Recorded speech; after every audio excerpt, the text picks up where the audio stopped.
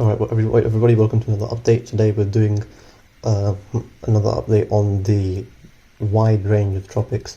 We have well, one of them soon to be named Miriam, but we have 3 systems out there, and it's getting very busy and hectic. And obviously, I wasn't able to do an update on Congress. I will probably do like a short, I will do a short analysis video on my YouTube Shorts, which you can always check out. Alright, so you can check out like my YouTube Shorts stuff. I've made like new updates and stuff all on here on these systems, and even on here I've got a lot of updates now and stuff. A lot of people have been asking me stuff about, so they've been asking about like the tropics, when the season will end, 2024 Atlantic hurricane season, and other things like analysis updates here that have all shown the new, like all the new updates on the systems. And yeah, just always check. I'm always live on this platform, like with giving updates and stuff. But I also transfer these same updates to the shorts. And these updates I hope to continue as well. So alright, so we have Hurricane Rafael now in the tropics. Of course, yes, after yesterday, it steadily intensified from a tropical storm and to a hurricane close to the Cayman Islands, and may have caused direct impact and direct hit in that region. And now it's just made landfall in one of the Cuban islands, and then this is the western side near Havana, Cuba, where it's now got a huge CB that is really interesting, because that's something to discuss. But overall, so the system's obviously got quite a large lion's mane sort of structure, large heavy banding convection on the sides with these sort of striated bands, and we see a little bit of this break off here. So there's good outflow. There's a little bit of a dry air here, and you kind of see it here, but there's a good outflow. And if I just play the loop, you'll be able to see that, and you'll see both outflows and the inflow channel, and then you clearly see that the convection is pretty persistent on this side of the system. This heavy moisture tongue on the eastern side is due to the favourable sea surface temperatures, as well as subtle convergence zones that encourage this sort of convection to light up, as there's sort of initiating mechanisms on that eastern side. And the dry air is obviously kind of a layering EML in some sort that is preventing it on the western side. And here in the most recent frames, we see this huge convection and this new almost tight concentric ring. The eye has shrunk. It's almost like Oscar. The eye has shrunk. It's obviously not quite like Oscar. Oscar had like a 3-mile wide eye, which is very impressive, like Milton. But this eye is constricting to very small numbers now as well, within just a few miles, probably within a 5-mile, or even like slowly decreasing, because the new convection is kind of waning the eye. And one of the things also you can see is that these very powerful gravity waves on the southern side that have just propagated recently along this axis, and that is showing the intense development in this favourable range here, where the sea surface temperatures are around 30 degrees before a smaller tongue of 29, 28 and 27 just off here. And the question obviously is to where it will traverse after going through this narrow tip of western Cuba, because ultimately it could go either ways, towards the west or towards the north, but the most favoured range now is towards the west. So we can see this is translated by the NHC cone. The NHC cone has showed a westward trend as well. The screen doesn't move much when I use this app, but basically here we can clearly see that in the forecast intensity. So we're seeing a major hurricane landfall, which is going to be the 6th hurricane major of this year, and that is under my analysis. But also this, I think this is a little bit of a late projection of the major intensity, because it will probably become major, or already is major according to my intensity forecasts.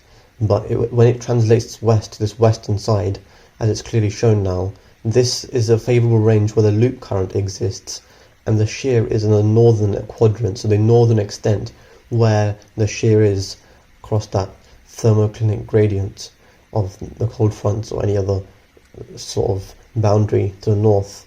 But also the thing is, with a western sort of movement like this, and under the effect of ridging, this system should slow down to or an almost like stall at some points, potentially if it becomes too intense by the ridging, and this very decreased speed is ultimately what encouraged Milton to intensify over this side here and rapidly intensify. So this could be a favoured peak intensity range as well, for where it could really just become a very well organised system, even after landfall, where it will lose its current structure. Talking about structure, you'll very clearly see that there is there's like an outer concentric ring, and obviously you can see the inner eye wall, which has become a lot tighter. You can see the eye has kind of stretched a little bit in the recent frames, and we were receiving some very high frames here, almost 60 dBc on some of these frames before it's just waned. I'm not sure if this is like this may be true or not, because there's a bit of a large fluctuation between two individual frames. I'm not sure this is a correct frame or not, because the most intense CBs are still over this same range. But what essentially is here, we can see this tight eye wall kind of being stretched, but this outer ring is a concentric ring that you normally associate with an eye wall replacement cycle. But the thing is, this eye wall replacement cycle is not going to contract and narrow this smaller eye for pretty much the entire part until it makes landfall near Artemisa in Cuba, where Havana is also here, the major city. But this is essentially where it could still persist in this type of structure with this double ring concentric structure, because the land masses will actually discourage and prevent the inward contractions and instead this outer contraction remain at that same distance and probably will wane off, especially on the southern side. And so it may overall, after making landfall, the inner structure might start breaking down, so it might form a much larger eye anyways.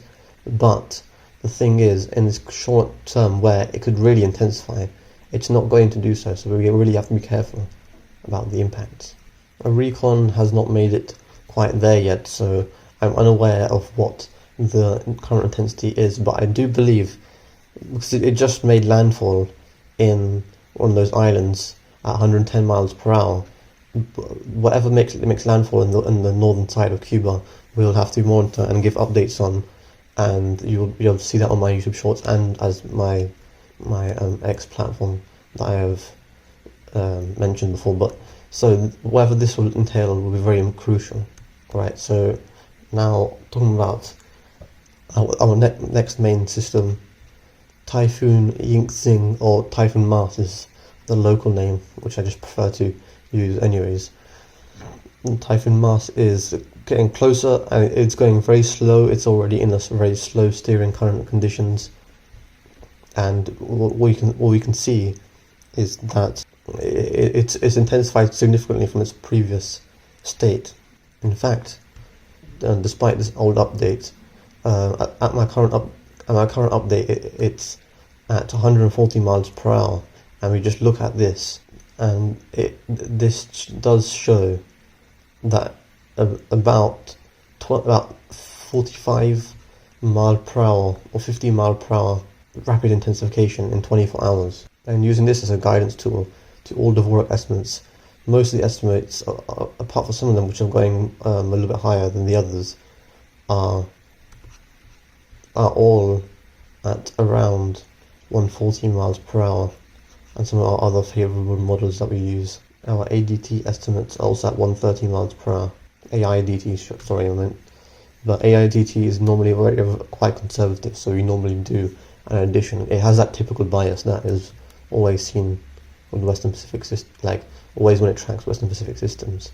So if you just pay attention to the actual structure, it was annular, and now it's becoming more circular, and you can clearly see that there's been more intense convection recently. That is not necessarily like deep convection for Western Pacific systems, but it's still quite significant and consistent now, and it's slowly becoming wrapped around the northern side and wrapped around the southern side, and it'll really emphasize its structure. But the eye is cleared out, it's very well defined, and it is to become clearer. Currently it's kind of overshadowed by some of these mesovortices and some of this cumulus field that is kind of in the system's center right there. And one of the things is, you can clearly see that there is some of these clouds on the way that they're moving and breaking apart. It is a little bit to say that there could be some shear. Alright, so now if we look at the deep shear values, you can see what I mean, that the deep shear values continue to increase because there is a trough over Taiwan, about just above Taiwan, and here you can see the little increase in shear, and this is what I was meaning about the clouds waning on this side. And here, where Typhoon Marce is going across the southern side, it's basically going to be in this low shear, like just in that subtle difference. It's going to be a big difference between its intensity, and it's going to intensify all the way through Luzon, because it's not going to be in that hostile conditions until it finally moves west out into the South China Sea, into the central part. Mid-shear values are, well, they were relatively high and now they're decreasing, and they are crucial because sometimes if you have a little bit of high mid-shear, it can really, because these convected tops need to blow up to the very top, these high echo tops, but if the echo tops are tilted and they're forced around, then it will cause an asymmetry, which will mean that the convection will not wane, will wane, and it will be broken down much easier. And also it will not cause the system to rapidly intensify or intensify very quickly, and it will probably remain at a consistent intensity. So that is very important to measure mid-shear. We can just see this a little bit outdated, but there is some low-level convergence, upper-level divergence. This is all stuff that is currently favourable, and you can see the opposite on the western side, which is why it's to decrease in because of those convected tops probably not persist very long. When it reaches western side, like excluding the wind shear factors, it will eventually over time just break down. But on this side, it's very favourable and will continue to do so. Alright, so this is not updated, but you can clearly see how it evolved its ring structure and the way it's contracted inwards, and you've got a tighter ring. And of course, this should be about here now. This part of the thing, and we should be able to see a deep, tighter ring now that is developed. Alright, and then we have Tropical Depression 14, which is what is soon to become Miriam if the new convection blows up, because it looked a lot healthier earlier before the NHC even decided to name it, but now it is broken down quite significantly. But the thing is, now we can sort of get an idea of the rotation, because the rotation's on the southern side mostly, and it was kind of just a big blob, but this system is to persist and improve, and you'll see that right now. Right, so 12 the GFS range, you will see the evolution of this system, and the GFS does show it falling apart with another system behind it, but the thing is that if it does break down after developing and become a named storm, its moisture will essentially be pushed to the west, sort of, and encourage this system to develop, which is then shown to be forming and following a sort of eastward track initially. Now if you just look at over the evolution of this, you can see how the other system develops. You get a system also in the Central American Gyre potentially as well. One of the things is that the Atlantic activity, if you've seen, is probably to continue. The CPC does mention that it's in an enhanced convective phase, and this phase is actually in the Eastern Pacific. So the thing is that this favours enhanced low-level westerlies across the Caribbean Sea, may promote enhanced late season tropical cyclone activity, and this will be seen right here. If we just look at this is just a projected model of the GFS, and you can see the multiple systems that form. You get 3 AOIs including Rafael, and then we get a 4th AOI appear, and a 5th AOI, and a 6th AOI. So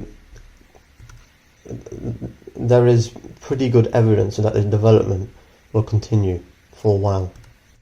We can use this graphic to see the westerlies or easterlies, sorry, in the 850 millibars, and then there's the subtle westerlies that appear. But in the 200 millibar range in the upper atmosphere, there's a lot of initiating mechanisms by the Central American gyre that will favour these westerlies. And it's not as clear, but you can see it here as well. If we just take a look at what the GFS thinks, the GFS with Rafael is going to push it west and then weaken it when it moves north in its projection. And in this time frame, you can see multiple other systems trying to develop. The big question is being asked recently is what will happen to this system in the Western Caribbean. You can see another West Caribbean system that's doing a Lenny, and Rafael was initially expected to do a Lenny, but instead obviously went up here. So this system here could essentially do the exact same as Rafael, could go east, or it could even go back west like Otto in 2016. So this is a very big question, and its intensity is also a very big question, as a lot of projections had it become a very high intensity system. And now if we just pay attention to the Western Pacific, we see Marce make landfall likely over the Batanes Islands, and then we see rapid development of another system that is expected to become close as well. And this system is being consistent. Now in the previous run, you can clearly see this also being shown as well. Sorry, you can see it now. So that's Marce over there, and you see two big typhoons that make landfall in the Philippines. And this is also a scenario because there is a suggestion there's two big systems that could develop, and this is really big because obviously if any system forms down a little bit south in this region and persists west, it will intensify a lot because it's going over the most favourable conditions in the Western Pacific. If we just use this graphic to pay attention to OHCs, just look at this OHC. This is like higher than the Caribbean, which is just shows how impressive this is.